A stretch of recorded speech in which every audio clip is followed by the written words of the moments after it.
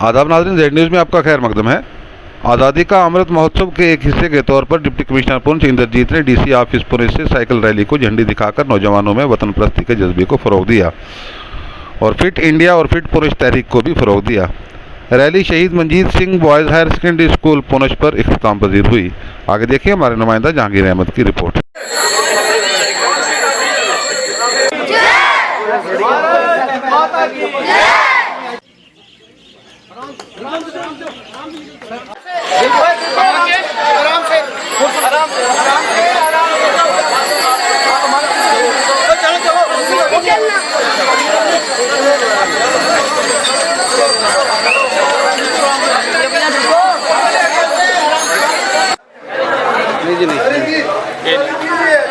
चलो जी।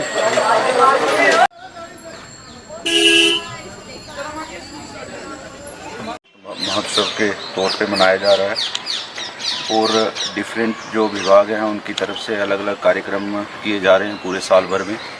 इसी तरह आज जो स्पोर्ट्स की तरफ से एक साइकिल रैली का आयोजन किया गया और इसको गवर्नमेंट का प्रयास है कि साइकिलिंग को बढ़ाया जाए।